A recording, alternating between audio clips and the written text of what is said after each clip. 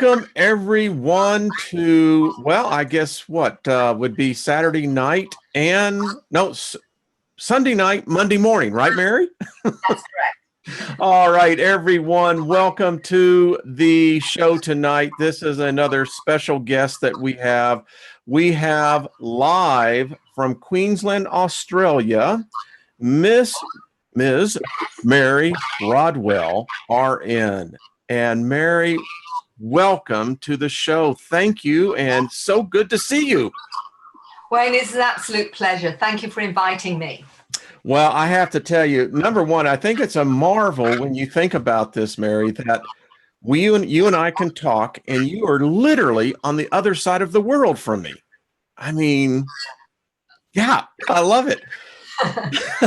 Well, Mary, I just like to give an introduction. You have such a fabulous background. It's so diverse and eclectic that I want to just let people know some of the things that you have been involved in that's brought you here. You are a nurse. You're the founder and principal of the Australian Close Encounter Resource Network, correct? ACERN, is that correct? Yes. Okay. And you were born in the UK and moved to Western Australia in 1991. That's correct. How has it been down there, by the way? Oh, West Australia is lovely, but I'm now in subtropical Queensland, so it's very, very warm. Okay. Well, let me go on because I found, Mary, I just adore your experience. I almost like want to do the mind meld. So you're an international, recognized as Australians' leading research in the UFO and contact phenomenon. You're the author of The Awakening, How Extraterrestrial Contact Can Transform Your Life. You have been in a number of documentaries, apparently, yes? That's correct. Okay. It gets better, folks. You're responsible for organizing the first international conference, Hidden Truths, and this was primarily over 2,000 cases that suggest that this phenomenon of star children is global. Yes. Well, anyway, because we're going to be talking more on that, folks, on that here in a little bit. It goes on to say here, one of the things I found very interesting, Mary, is that your research also explores evidence from a scientific, biological, psychological, anthropological, spiritual, and historical perspective to support what you believe is the genetic engineering program for upgrading the Homo sapiens, leading to a paradigm shift in human consciousness. Wow. I happen to agree with you on this. So welcome. So good to see you. And, I have a list of questions, but I thought, Mary, that the best way to handle this is that I'm going to give you the floor. And you and I talked previously that you had met Laura Eisenhower here about 3 weeks ago. So I find the serendipity, how should we say, coincidental? Or cosmic. I think it would probably be more cosmic. So she was just on night before last. So welcome. And the group is growing. The room is getting crowded all the time. So Mary, star children, what are we dealing with here? Well, Wayne, we all know that this phenomena is extremely complex. And, many people want to simplify it, but you can't, because we have to look at why these intelligences are so interested in us. And for that, we have to put it into context. It hasn't just started 60 or 70 years ago with Roswell, for example. We can't look at it from that perspective. And for me, I've needed to understand it from as many levels as possible, because when I present this information, it's really important that we can understand it not only in context, but also see the tangibility of it, the nuts and bolts of it, as well as the fact that we know this is a multidimensional experience as well.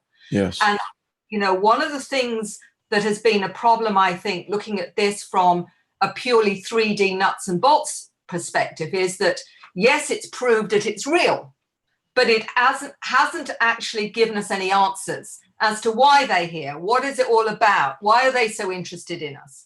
And we have to go back to find out why they've been visiting us through millennia. And that starts off with, let's start interpreting what we call, right from the very beginning, the gods. Yes. Yes. And that is really where we understand from a more modern context that we're really looking at advanced technologies, beings that were not gods in that sense at all, although they may have appeared to be to primitive tribes, etc., etc. So that is the crucial point in putting it into a modern context. But the other thing that particularly interested me, because of my background, I mean, I've been a nurse and I've also been a midwife. So I'm very interested in the biological side to this. So we look at the anthropological and the archaeological information that is telling us about the ancient aliens in a modern context. But what is our connection to them? And we find out that our connection to them starts with all the indigenous tribes basically talking about the gods creating humans. We've got it in the Bible, we've got it in Sumerian text. Zechariah Sitchin talks about that. So they all say that we have been a created species. We are an intelligently designed species.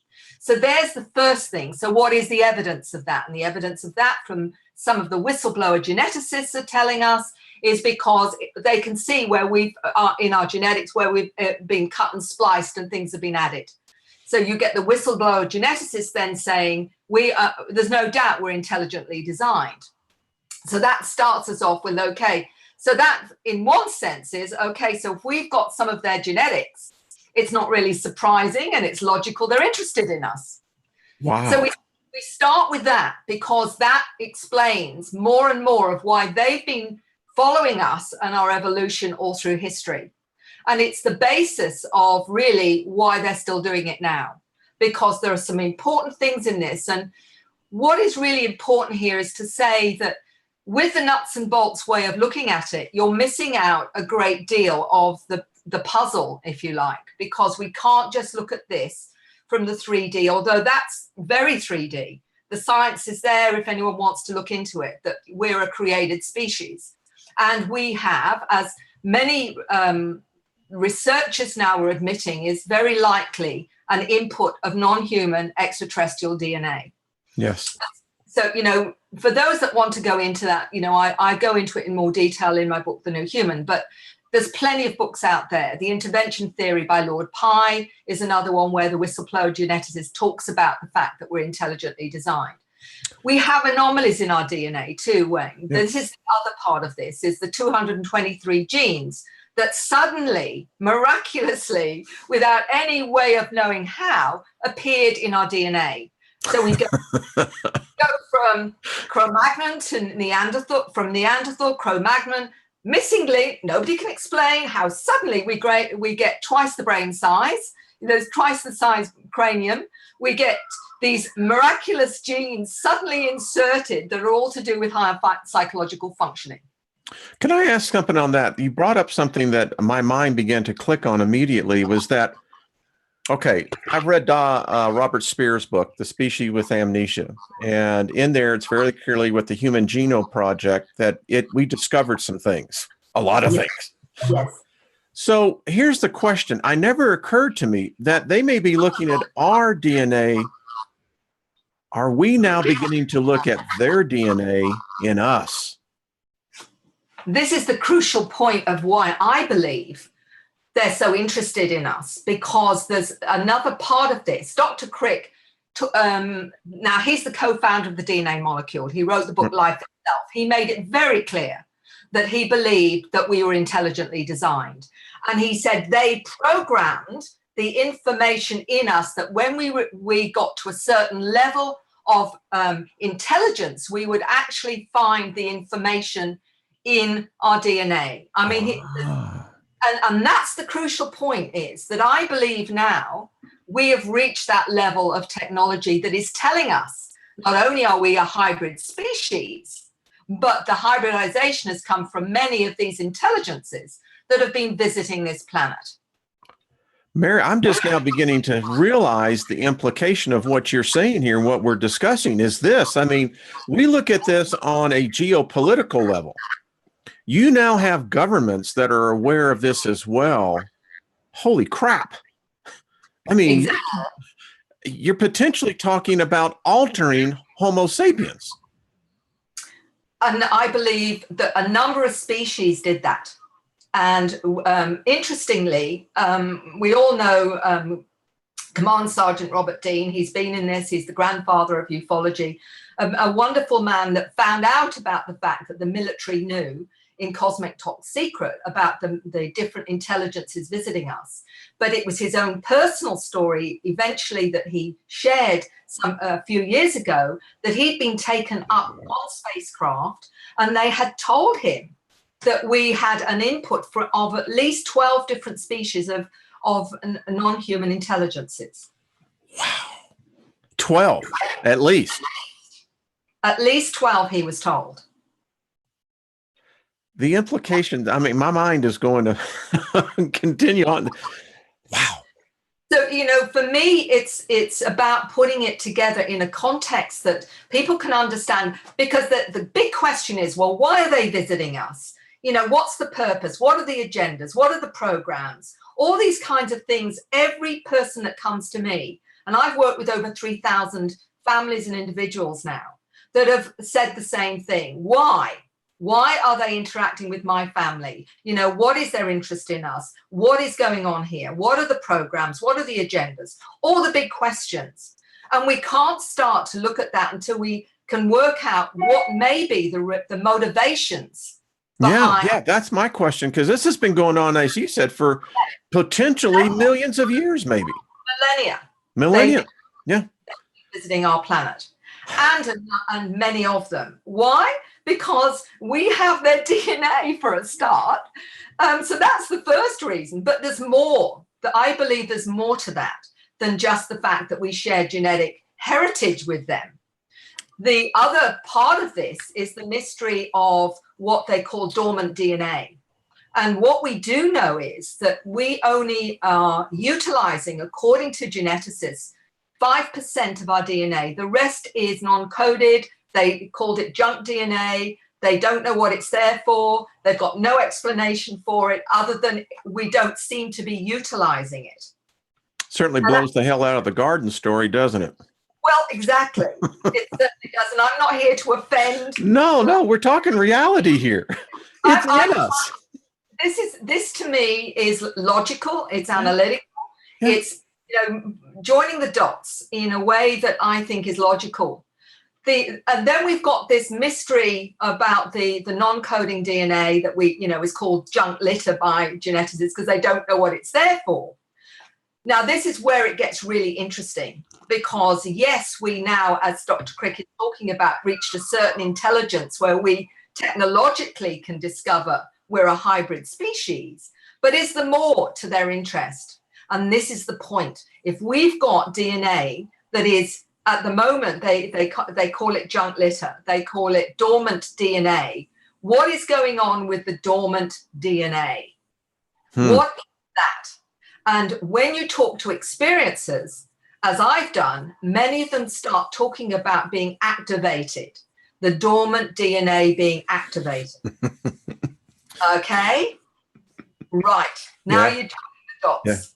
Yeah. So when they get activated, either by an experience, by taking up on a craft, they may be activated through a shamanic experience, through a near-death experience, through an out-of-body experience, meditation, many different ways we can be activated, because as we explore and our consciousness, we start to evolve with our consciousness, we are being activated. And that activation, I believe, is the junk DNA, the dormant DNA. And the experiencers talk about the activation of dormant DNA, where they suddenly find they've got new abilities, new awareness. They start to lose complete interest in materialism. They become more holistic. They feel a sense of connection to everything and everyone, including our galactic neighbors. What is that saying? That is the crucial point I'm discussing here now. Yes, it's because as they get activated, they're tapping into their non-human extraterrestrial heritage. When I hear the word heritage, I think in legal terms, that gives me a legal right to a claim, an ancestry. Yeah. So as you're talking, I'm beginning to think, are we seeing ourselves activated as a species now? Is this what they've been waiting for? This is where I believe they've been watching and helping us evolve. The children already come in activated. They're the ones that know where they come from, that will talk about they come from a particular planet. Like I come from Arcturus, as a five-year-old was telling his parent. And my last mother was blue. And that's where I come from, from Arcturus. Another child telling me that he's from Orion, that he is a light physicist working on time travel technology. They have the understanding already because they're activated. The ones that are becoming activated on this planet, the older generations, or the older models, as I call them, as they get activated, start to feel connections to the Pleiades, to Arcturus or Orion or another dimension or whatever. What they're doing is tapping in to the activated, previously dormant DNA. Out of the 3,000, is there, I guess I'm going to be asking the question, is there a common thread, or is it just the fact that the parents just happen to be chosen? What seems, they are looking at, they obviously work with different bloodlines, and RH negative comes up quite a lot. I knew it. Okay. Okay. So some are activated, I think, perhaps more easily than others, but it's when this ties into, and you talk to me about your very aware audience, I will say this ties into soul. Yeah. Because it's the soul that chooses to come in, either activated or not activated, or realize or planning when they will be activated to come in for their job, their mission. They've come in to do something on this planet to help it evolve. So you've got some that will have different kinds of activation, like through a shamanic experience. Somebody else is saying, no, I want the UFO one, thanks very much. And somebody else will say, oh, well, I want to have it as a near-death experience, etc. So this is not just this. This is consciousness we're talking about. Excuse me, you got me going. So what I'm picking up on here is one of the things that we discuss on this channel a lot is the soul. Yes. How does the soul, when birth happens? Yes. We seem to be, I don't know if it's deliberate, I don't know if it's traumatic, that the amnesia sets in, we don't remember. They seem to be able to remember and bridge that. They're the upgrades, I call the new human. Okay. And one of the important things and the crucial part in this is that each generation appears to be an upgrade. Just that little bit more aware, that little bit more able to embrace their multidimensional advanced awareness. And of course, the new ones coming in are a lot more activated, a lot more aware and what have you. And they are assisted with that by being taken on spacecraft, taken out of body, sometimes to other planets. Whereas an 8-year-old explained to me over a very excited Skype a few months ago that she was taken to a planet, shown how to levitate, shown how to use her third eye, and also shown genetic engineering. So what we're talking about is the upgraded humans are being given a multidimensional educational syllabus that assists them so that when they to operate in our 3D, which they can't relate to, because to them, it's like looking out of one eye instead of two, because to them, they're multidimensional and they are wired differently. And that's why we have a problem and see them as dysfunctional and call them labels like ADHD, Asperger's, dyslexia, some forms of autism. They are wired differently because they're the new upgrades. And we think there's something wrong with them. But actually, there's something wrong with us because we're the old models and we don't get it. They're vibrating at a different frequency. Absolutely, and they're wired differently. Yeah, yeah. We're not understanding what they're saying. Exactly. And this is where I've come to with, the book, The New Human, is that what I'm seeing is, this is not just my hypothesis here. I've got at least 2 molecular biologists that both say the same thing, Dr. Lena Ulcer and Dr. William Brown, both saying this is the new human, the ADHDs, the Asperger's, the dyslexics, some forms of autism are actually, do you know the autistic child, there's research to demonstrate now that they may very well be telepathic. And, you ever heard that movie? Get out of my head, man. Exactly. Yeah, no, but what we're not doing is understanding that, because mainstream doesn't accept that this is real. So it's looking at it from a purely 3D perspective and saying, well, they're dysfunctional, but they're not the dysfunctional ones. We are. I could see how a child who's been diagnosed with autism and, attention deficit syndrome as well, the frustration I could see is where they are trying to communicate telepathically and getting nothing. Exactly. Well, that would just put me to withdraw with inside. Exactly. Oh, Mary. Wow. So this is a whole different paradigm. Exactly. And it's interesting for me when I'm joining dots and thinking, who's ever going to get this? Well, some of us. Is it just me that sees the logic of this?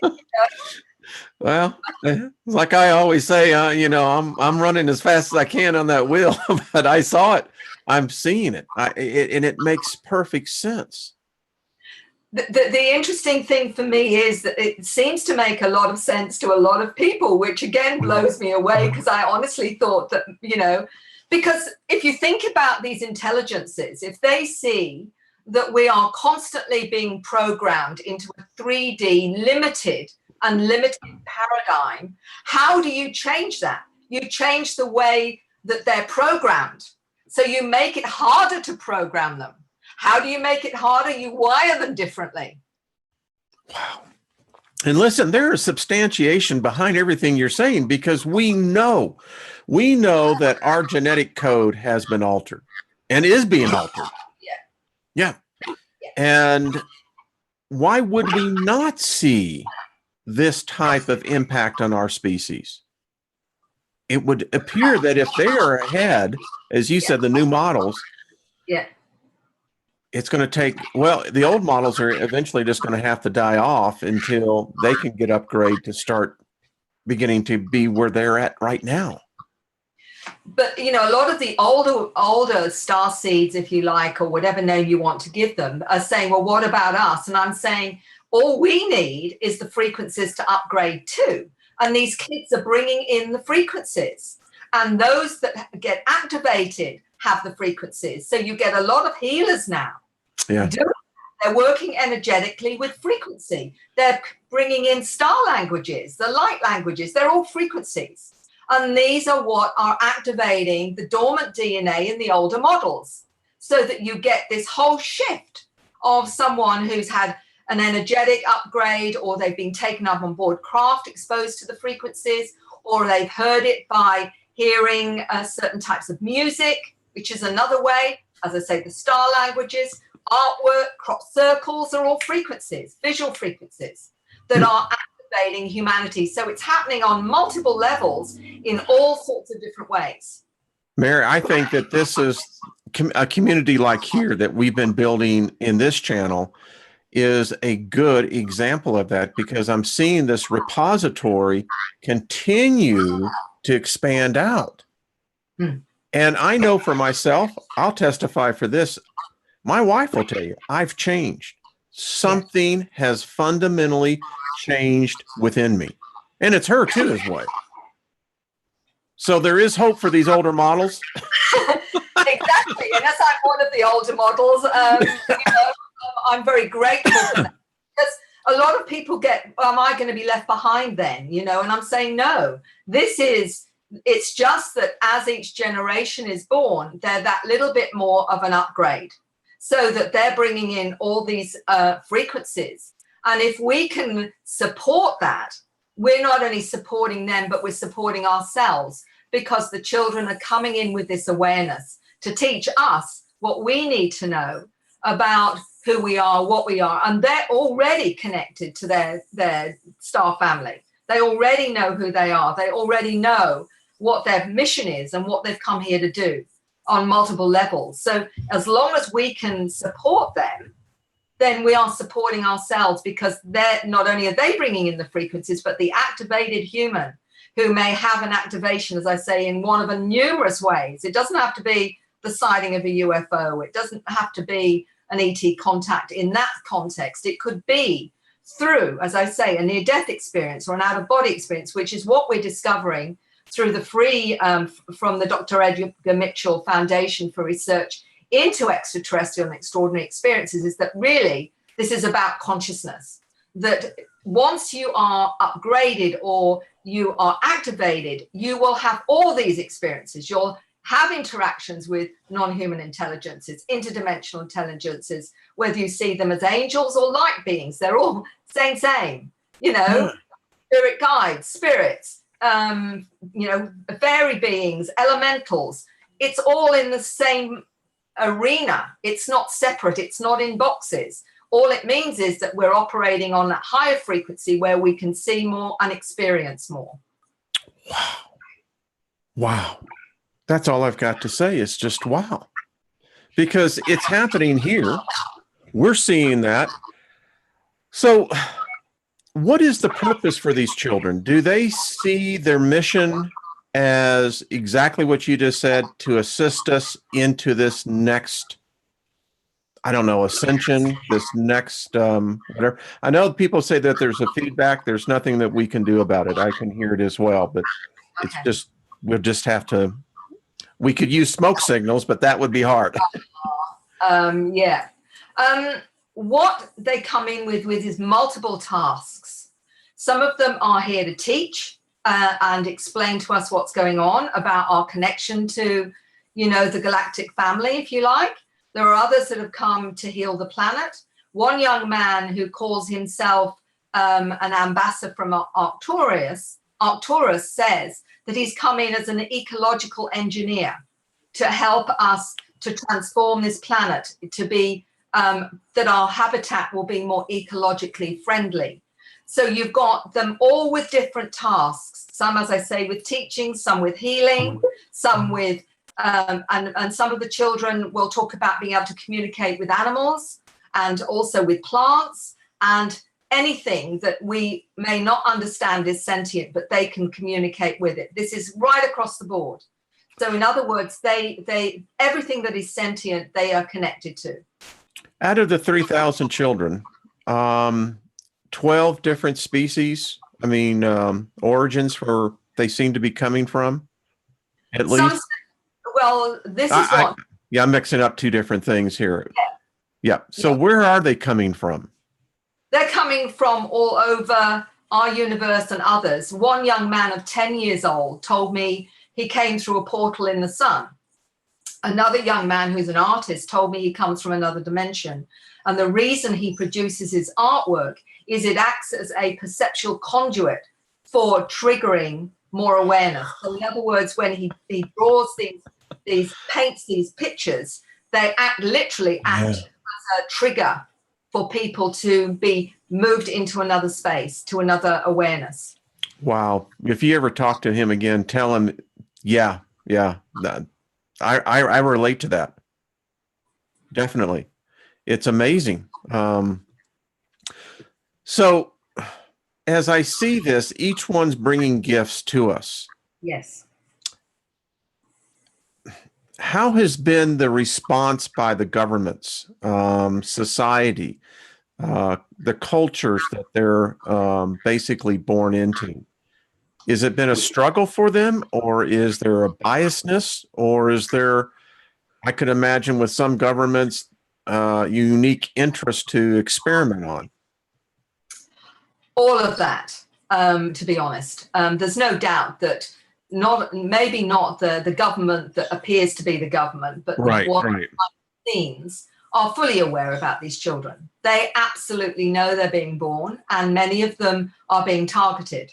When you get a 16-year-old from Spain who's telling me she knows she's a hybrid, and that it's, you know, that she was being monitored. She remembers at 6 years old, black helicopters and what have you monitoring her at 6. Then that tells you these kids know, and some of them have been unfortunately damaged through these agencies, being taken to underground bases and being damaged. And some of the children know exactly what's going on, and they know this happens. And, you know, we can't be blind to this, because if you think about how these children ultimately can change the status quo in ways we can't even imagine yet, who's going to want that is already at the moment on the top of the pyramid here? It's going to change everything. And of course, they don't want that to change. So, you know, a lot of them, the kids do get damaged, they get targeted, and a lot of them also know this, but some of them are super aware enough to deal with it. And one of the young men I spoke to, who's only 9 at the time, he was talking to me after I was talking to his father in the US, and he said, "Can I speak to Mary?" And I said, "Oh, sure. Why do you feel you can speak to me?" And he said, "Well, it's because of your frequency." And then he proceeded to tell me that he had been taken underground. He remembers sitting in a particular strange chair. There was a woman in a military uniform. There was technology to one side of him. And he said she was trying to lower my frequency so she could find out what I knew, and also put information that was inaccurate into my consciousness. I knew what she was doing, so I kept my frequency high. She didn't know that I was aware of it. Mary, have you heard, someone wrote me today, and it's odd that we're talking about this, but they are reading a book that says that the ancient pharaohs, which were not human, that the reason why they built these obelisks around the world and subsequent pyramids was it was to invoke a frequency dampening field on humanity itself, to keep our frequency lower by design. And it sounds like this is what's been happening to us for millennia. Well, I don't have any information on that. But I do know that the same young man told me that the pyramid should be surrounded by water, and that you activate them with your consciousness. The pyramid needs to be surrounded by water first, and it's consciousness that activates it, and it can create portals to other places. So I had this dream, and it's in my notes. I woke up, and I've been thinking about just about that next step in the evolution of my life in travel, large distances. And it came to me that there is a propulsion potentially we'll discover that is psychic connected. But anyway, maybe this is part of that download. I don't know, that upshifting. So with the children that are aware, one of the questions, we've all heard of the archons, that there is a ruling class that's above everything else on this. This seems to me, this would be a deliberate threat to them.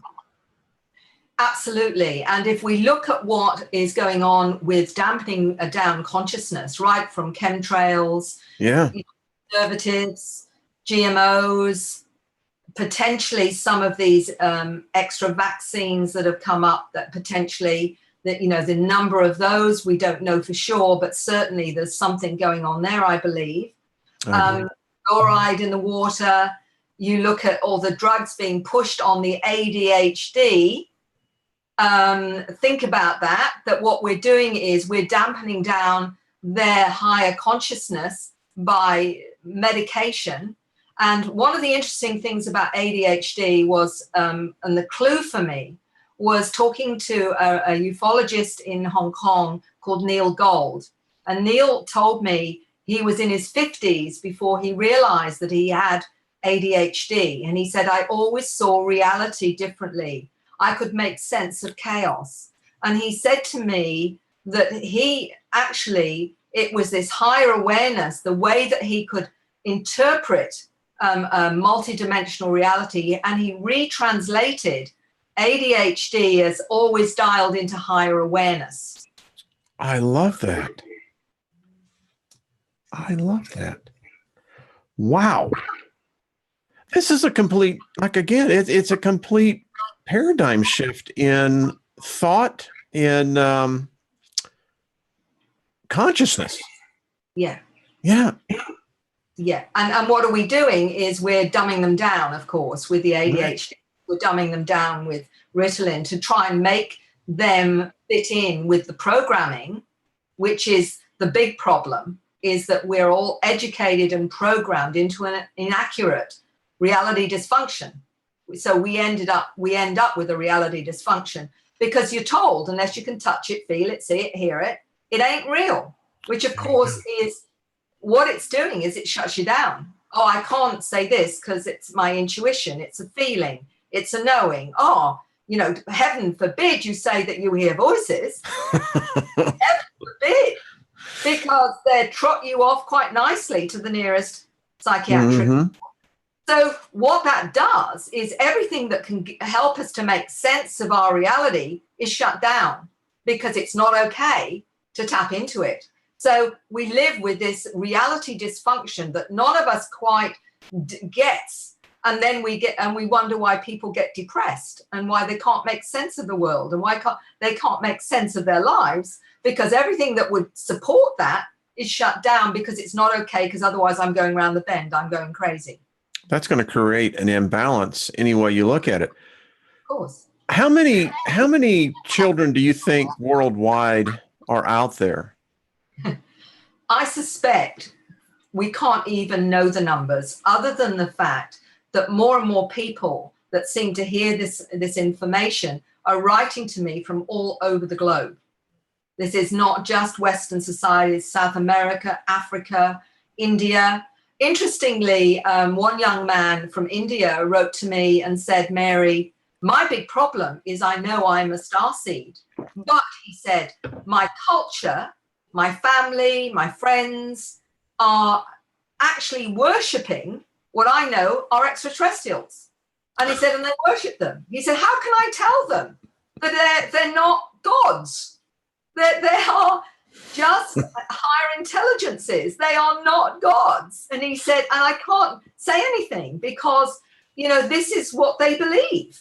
So yeah. You've got the whole, and that's why I was going back to the context, the modern context of looking at the gods of mythology and whatever, mm-hmm. and seeing them from a modern perspective.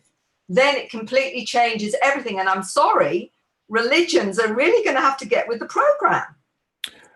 I hope there will be a day where we don't have religions. I think that there should be a day coming where we will begin to understand that humanity, Homo sapiens as a species, we are unique.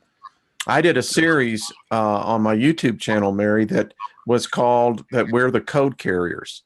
Yeah. That we carry within us, each one of us carry within us this unique code. You've affirmed for me tonight is the fact that discovering that genetic code and the potential is mind-boggling. Yeah. Mind-boggling. I mean, I could see why governments would fight for this. And I could see that the threat to an established order of a species advancing at the rate that we would, I don't know, would that cause a cosmic reverberation, Mary? Well, I think it's, you know, it's our heritage. It's our heritage, as Crick was saying quite clearly. They programmed us that when we reached a certain level of intelligence, we would actually discover who we are. And it's not just that we're a hybrid species. It's that encoded in that DNA, well, I think 1 gram of DNA can hold, I think, something like some amazing number of terabytes of information. Yeah. That's the capacity of just 1 gram of DNA, for example. If we've got 95% of DNA that we don't even know what's encoded in it, what is that saying? What is that telling us about when we can access that? And if you get activated, and they're all talking about being activated, everything changes. What they're doing is accessing this knowing, this feeling, this understanding of who they are, and the abilities of those species that are part of our genetic makeup. We're also accessing that, I believe, at the same time. All their abilities, all their awareness, all their knowledge. And this leads into that non-physical reality, doesn't it?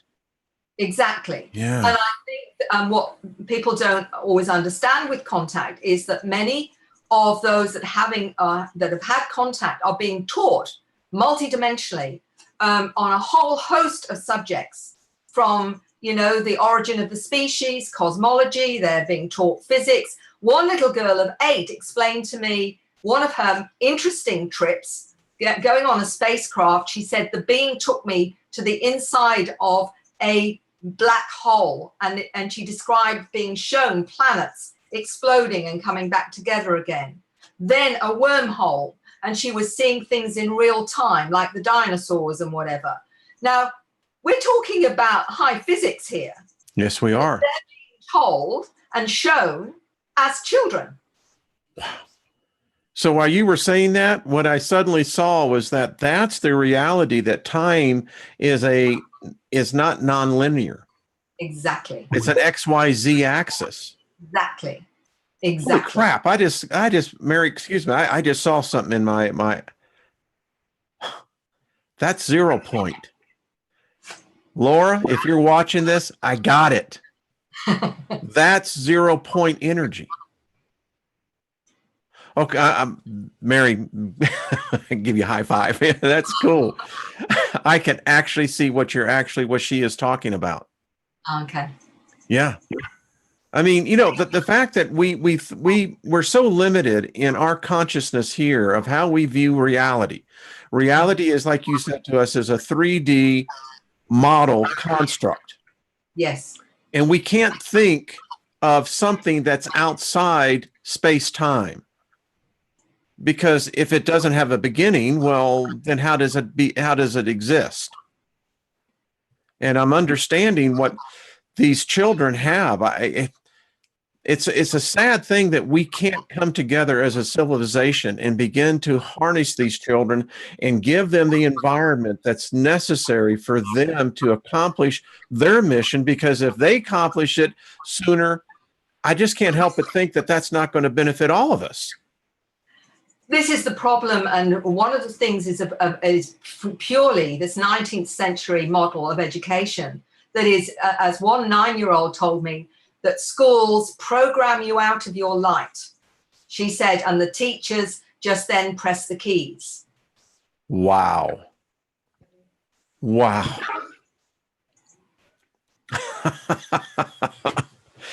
And she's telling the truth. Yes.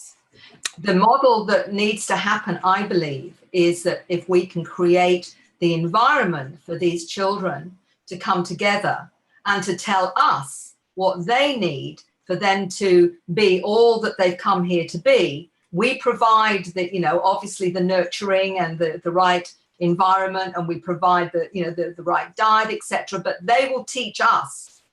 It's a reversal of roles. They will teach us what they need to be all they can be. That is the way that I see it needs to happen, because they know, they can tell us, they can explain to us how it works. When I had a 7-year-old explain to me a few months ago that he is aware he comes from the 9th dimension. He explained to me that he goes out of body to his planet, which is on the 9th dimension.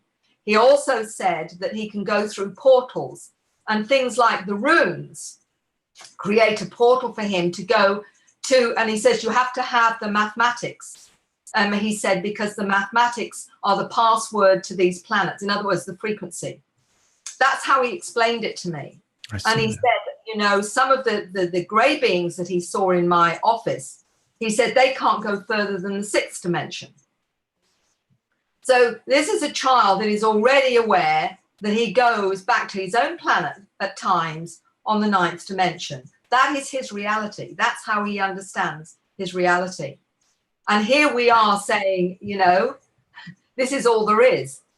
Yeah, yeah. No, I've read in a lot of the ancient, particularly the Akkadian records and the Chaldean records, that they mastered the ability of saying certain alphabetic words that created a frequency that they could then manipulate and actually open up portals.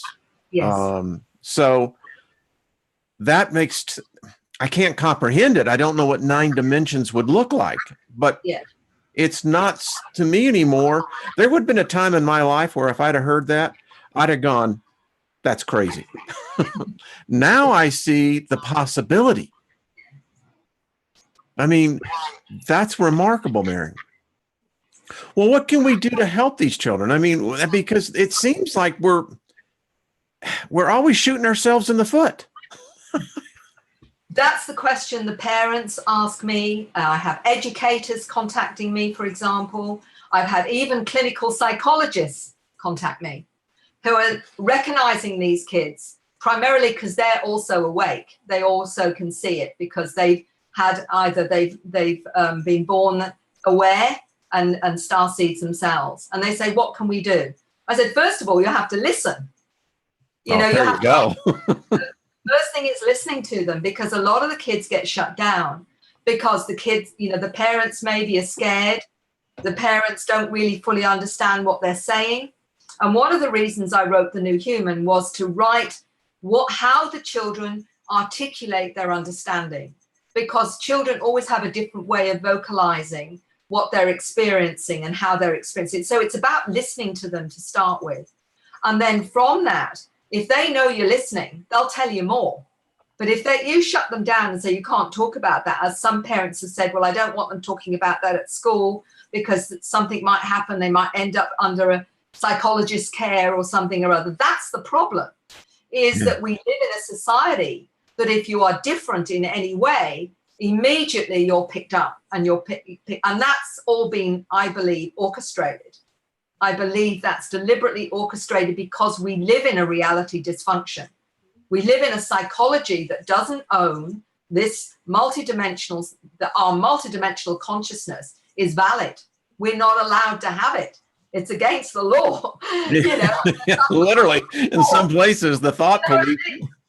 You know, what can you do? I've met psychologists that say, you know, they're all starseeds. They know about their experience. Can they hellers like talk about that amongst their colleagues? You know, but they can recognize it in clients that come. I was thinking, could parents that give birth to these wonderful gifts to humanity, is there a trait within them? Are they former contactees or abductees? I was just wondering if there is a commonality that couples come together unconsciously being drawn because of their either contact experience or actual abduction. I believe you're absolutely right. I think sometimes they're drawn together energetically and they don't know what the attraction is. But I believe sometimes that's orchestrated, because if you've got two, and often I will say to somebody who's had experiences, you know, which parent of yours or grandparent was a bit different? And they say, oh, Granny, she was always seeing stuff. And she, you know, she was always a little bit weird or something. Or they'll say, Granddad was really fascinated in UFOs. And I think, right, there's the link. There's the genetic line. And it's always just asking that simple question will bring in, you know, either one or both. And they're bringing in not only the genetics, but the frequencies that go with that. And many parents have said to me, I was told that the child I was having was different or was going to be very special. And that is really interesting, that they are even told prior to the birth of their child that there was something going to be very special about them or something unique about them. So they're being prepped, if you like. Yeah. Before the child is born. And I could see also that you would want to have, I'm looking at this on a DNA level, that I have the woman here and I've got a set of chromosomes and I have the male here. Both have been contacted. They may not know it. Yeah. But as you said, they're drawn to each other's energies. Yeah. Wow. Then you've got the mix. You've got the mix that they want. And then it may be that there might even be added ET DNA, because some people have gone born on the craft and they've been introduced to their genetic father. And they'll say that it was a blue being with black eyes, or it was a gray being, tall gray being. And I immediately knew we had this connection, and there was enormous amount of love I was feeling from this being. And they said, because you are my child. Ah, interesting. So it's not just the tweaking of the DNA between two parents. There may be added ET-DNA if they want a certain ability or a certain awareness or they're part of a certain program. They will say this is needed for this particular child for whatever they've come here to do. So there may even be that in the mix as well. You have on your website a list of questions that a person, can I pull that up?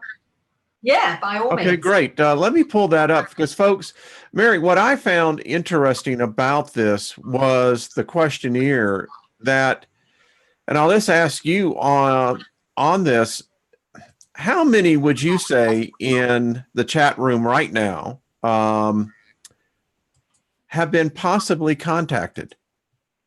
If they're listening to this, that's it. If they're listening to this now, I suspect they all have. You know what? You know, and why I say that is they wouldn't be listening to this otherwise. I had a psychic sense that you were going to say that, and I don't know why I asked the question because it wasn't in anywhere. I've got that feeling that may be a commonality. So what are we looking at here? Can you kind of walk us through this? Right. And you won't find this kind of questionnaire anywhere else, because what I've put here is feelings. This is not nuts and bolts here. We're talking a feeling of connection, of drawn to universal spirituality, for example, are part of knowing, part of the knowing that you're tapping into, that you're connected on some other level to these beings that are interacting with us. So universal spirituality is an important one because it means that you've got a sense that isn't so limited as many belief systems are, that you've got to follow a dogma or you've got to follow certain rules. There's this innate connection to something higher and greater than yourself without giving it even a name necessarily. Just that sense of what is loving rather than something that's not loving. So what you're looking at, connected to the stars more than Earth, many feel like they don't belong here. They will say, like, I feel like I've been adopted, but I know I haven't been. Yep. It's because they're relating to their star heritage more than their human heritage. That is the reason for that one. You know, different from parents and siblings, yes, because they are one of the new upgrades, more awake than maybe their siblings or a parent. Or you have a mission or purpose, very classic. The number of people say, I know I've got something to do, but I wish I knew what it is. Yeah. You know, this real sense of that, connected to everything. There's this whole sense of, you know, knowing that everything is conscious, for example. Passionate about the planet and caring for it, very important. Many of those in environmental groups, I believe, are starseeds. They may not know that and why they're so passionate, but I would say that's part of the reason they're so passionate.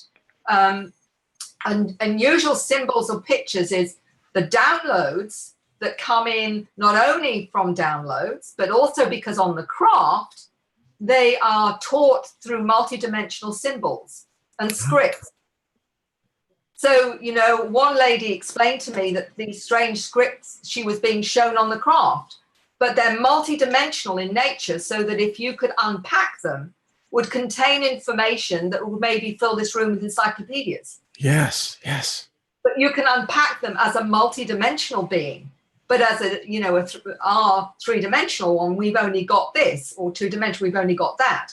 That's all we're seeing through our physical eyes. But actually on another level, we can unpack that and are able to unpack it. And I think when we get activated, we unpack more of those things. For example, that's the new software, by the way, I think, for the multidimensional human. All these symbols are these compressed files, as I call them. I think we'll unpack them once we start accessing our information. Passionate about the planet, symbols, unusual beings. Sometimes they draw the beings that they see. The urge to speak strange languages is happening often after they're activated. I have noticed people when I play these languages on my presentations, how people will have they'll suddenly feel very emotional. One lady who was a nurse came to me afterwards after she heard the languages, and she found herself doing strange scripts. Immediately after hearing the languages, she started to write this strange script. And she said, what's going on? Why do I suddenly find I want to do this? They can't explain it. They can't stop themselves doing it. I can do it. I got a language and I can speak it right now. Is hikorosom parayata ishonko prasina lariteeto. Akana masina lushia parayasita lareato. Aina, it's there. Yeah. I don't have a clue to what I am actually saying, but it's there. Do you have a sense when you feel that energy of where that comes from? Do you get anything come to mind when you speak? I get the sense that it's of it goes back way back. It takes me to a time way back. Can you go further? Can you actually get a sense of way back? Can you get a sense of that? The sense that I get is definitely in medieval times. Okay. Very much so. Do you get any location? I get primarily what I think is primarily what I would call more Southern Europe. Okay. Yeah. And do you get any sense of not just the medieval Europe, but do you get a sense of where that may come from apart from medieval Europe? Do you get a sense of anything else that's connected to it? Yeah, I get a sense that there's a certain power behind it. Okay. And, I don't know what that means, but yeah. So anyway, it's there. Yes. And that's my point. What are you tapping into? More of your heritage, more of who you are. Yeah. And you can hear it's a very fluent language. It's beautiful. It's beautiful. And this is what I find happens when people get activated. They suddenly find themselves coming out with a whole range. Some will say they're from different parts of the universe. Some, other dimensions. Others will say it's from Lemuria or Atlantis. It's an Atlantean language or an Egyptian, language, or, from, Peru or whatever. Yeah. So, it's part of that activated history that is part of who you are. And this is what I mean. These are things that people really say, oh, well, that's just weird. Well, to me, it's very normal. Yeah. And people feel very comfortable speaking them. And what's interesting is some of these languages are used for healing. And some of the healers find themselves speaking this language. That happens with me. That's why I'll lay hands on people and I'll actually, you got it. And that's the frequency. And what you're doing is activating healing from those deeper levels. Interesting. Right through to the DNA. Well, I wasn't expecting this, but this was great. This is what I like. And I'm beginning to get this idea, like you said, virtually probably everyone in here has been contacted one way or the other. What I believe is the whole planet is being, if you like, targeted. Ooh. But what it means is you've got to be also receptive to it. Mm. So the whole planet's getting the frequencies, but some are choosing maybe to stay put, don't want to go there, not ready yet for whatever reason. And others are saying, I'm ready now. And depending on the soul journey and the soul choosing the time of activation will be when they allow themselves to be activated, because it is from the soul level. That's good, Mary. That's good. Wow. Okay, can we continue? I love this. Okay, so we're going about being constantly watched or observed. Yes, there is that sense that you're being observed by some spirits, maybe ETs, it may be other intelligences, whatever. There's that sense of being observed and what have you, which I think, many people can relate to. It's just you being aware that energetically you can pick that up more than anything else. The other one is, now that's actually touched when you're sleeping, may very well be a precursor to being picked up. Taken on board a craft, you may get the sense of being touched. often people wake up after an experience, not before it. So if they wake up and suddenly feel there's something there and they get really scared and then find themselves falling asleep, that's usually because that's when they've been brought back, not taken. Interesting. So that's, with that. Sharing your consciousness with another being. Now, many people who are intuitive may feel overshadowed by a particular intelligence. I call it overshadowing. I mentioned this in the book, where there's a little boy of 11 who feels this particular being comes into him prior to him playing certain songs on the piano. And he actually knows the name of the songs before he starts. We'll get his mother to tape it because he knows this being's coming in. And he then plays with this being is assisting him to play certain frequencies. And one of them is really going to blow you away, because one of the songs he's named as Decoding DNA. Wow. 432. Isn't it interesting? Isn't it very interesting? Yeah.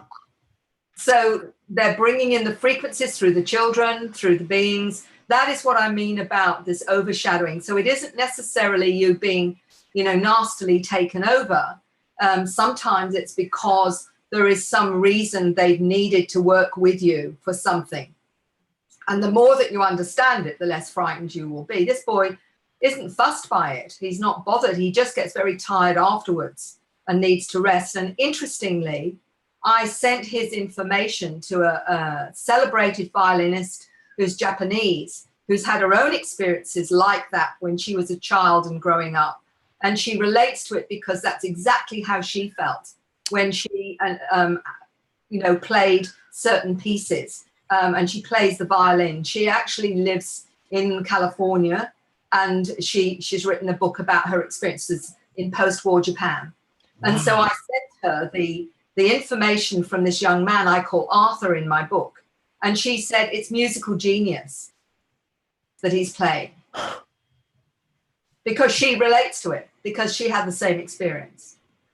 This just gives me such great hope in a lot of ways. I think it's important that we have that, because everything seems to be, at the moment, like we're all pushing that big stone uphill and with no help. And I think what we have to understand is these beings that are with us as part of our genetic family are assisting us to change the system, to change this. And and they're getting us to wake up. Well, there's a few here. So if y'all are listening, we're listening. Well, to me, it's the big thing is now is so many people are waking up. I mean, it's exponential, and you're seeing it because the frequencies are already out there with the children. And I'll give you a little taster of how I see it happening. Many of you may watch these talent shows with a lot of these children now with these amazing voices at 10, 11, and 12. And they're going, whoa, this child sounds as though they're singing like they're 30 years old or 40 years old and they're 10. Who do you think those children are? They're starseeds bringing in the frequencies. And we think, oh, aren't they amazing? They've got this wonderful voice. What are they doing? They're picking up the frequencies. Boy, you can be so awake but so blind at the same time. You're right, Mary. It makes perfect sense. We just see it as entertainment. Exactly. We have no idea what they're doing. If you listen to any of them, just notice your energetic body when you are listening. And I defy you not to react to their songs and the way they sing, because it's all frequency. Yes. Excellent stuff. Oh, high five. All right. I tell you, we're just absolutely blown away by this. And thank you for going through this list. Let's continue. This is good. This is good. Okay. Right. So let's take this. If the other thing I will say about the consciousness of another being is some of the children and adults have talked about going on spacecraft. And one of them was an 8-year-old little boy that says his family is the mantid beings or the mantis beings, which look a bit like the praying mantis. that's his family. They are his ancestors. And he explained that sometimes on the spacecraft, he will evaporate into the manted form for a time before he will come back into his human container. And Transmutation. so the soul can do this. The consciousness can move from one form to another. We've got to get over the fact that we think it can only operate in, in this one dimension, this, physical dimension, that it can go into other forms, and it can do on the craft. And other people have explained they've got different jobs on the craft. They may go into a gray form. They may go into another form. So, this is just utilizing the container. Cool. So this is about showing what the soul can do. But given that, let's go touch. We've got being two places at once. I believe a lot of these now will feel they can be in two places at once. Like this bilocation is going to be part of the new human, if you like. Well, that's how a particle works. A particle can be in one place in the universe and be at the. That's right. Wow. Exactly okay. Right. Thank you. That's part of the upgrade. Okay. What is interesting too is you feel someone speaking to you telepathically. Well, we all know that if you're communicating with these beings, it feels like, the telephone link. You say something, there's an answer. You say something, there's an answer. That's just us being telepathic with our non-human family. There's no biggie there at all. The children are doing it quite naturally. And many of the children, the parents will say, one of them was a mother with her 3-year-old daughter saying, Mary, I'm finding it really difficult because my daughter's been telepathic from birth. She said she taps into everybody's thoughts. She says, my biggest problem is she's 3 years old now, and having to monitor my thoughts all the time is extremely tiring. I bet it is. That puts a whole different dimension on the terrible threes. Oh, crap. Think about that. Just think about what it's forcing us to do. It's forcing us to think, realize yes. thoughts have energy and our thoughts are being picked up. This is getting us to walk our talk. Good stuff. Okay. Right. Okay, so that's just one consequence of becoming telepathic, if you like. Feeling you can visit other places and planets with your conscious. Many go out of body. Many will say they've gone to a different timeline, a parallel universe. And all we have to really understand is the soul has the capacity to use aspects of itself in other realities. And we may very well be leading parallel lives in other dimensions. And many people have experienced that, different timelines or whatever. Basically, the soul has the capacity to do far more than we can ever imagine. Yeah. So that's understanding that, if you like, or whatever. Have a holistic, healthy, mainly vegetarian diet really means that as we tap into sentience, we become very aware of the different energies of that sentience. So a lot of people can't communicate and love an animal and then find themselves eating that particular animal. And also what we have to understand doesn't mean everyone has to be, vegetarian particularly, but what it also means is how they're killed. We're picking up a lot of the energy of the fear and what have you. And that's what we're taking on energetically as well. So we have to be aware of that. Thank you, because it actually permeates the meat, folks. That's exactly right. The fear. Yeah. The animal. When you ingest meat, and listen, I used to be a person who loved a good steak. But remember, that animal was conscious that it was going to die. Yeah. Yeah. Good point, Mary. And that's why many of the natives and indigenous people always thanked the animal that they killed, because they were aware of the gift from that animal of nurturing and nourishing them. And this, again, is respect. Respect for all life is what they find themselves doing. The implants are very real mixed bag. Some of them, I believe, are certainly still part of having our interactions with these beings. Some of them are energetic implants, and not all of them are negative at all. Tracy Taylor does all the artwork. Believes she has one in her arm which facilitates the frequencies for what she draws. So in that sense, they're not that, you know, what I do with hypnosis is I will get people to get a sense of the purpose of that particular implant. There are some from the military, of course, as well, which has a different and more darker aspect. So we have to understand there are differences here as well. That's a whole new ball game.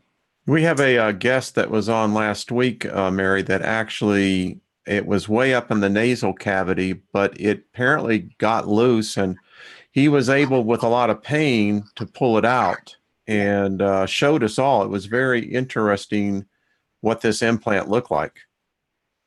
Dr. Roger Lear, of course, took many out. I think he took about 15 out, and some are more biological, some of them are more metallic, some of them are more like silicon.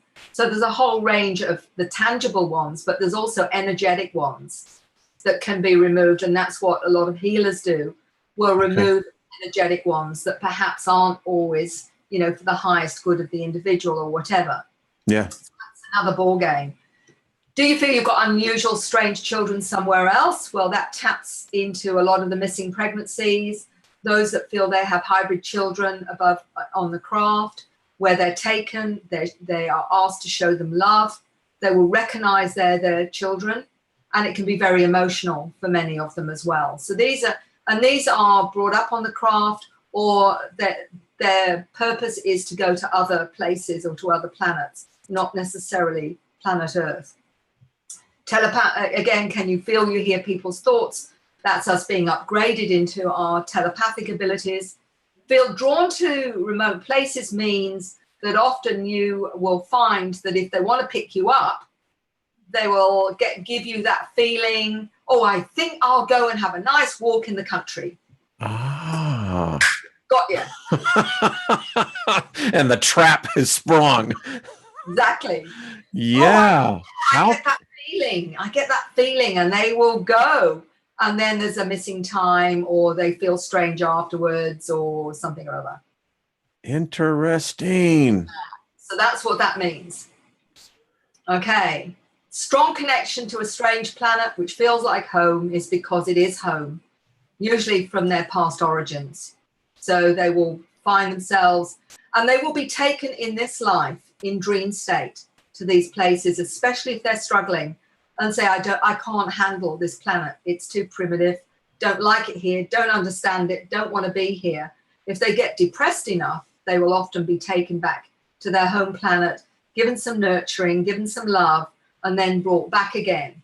And remember, we're talking about time and anomalies. One lady told me that she went missing for 2 days out in the desert, but when we found the time she was actually in her home planet was 5 years.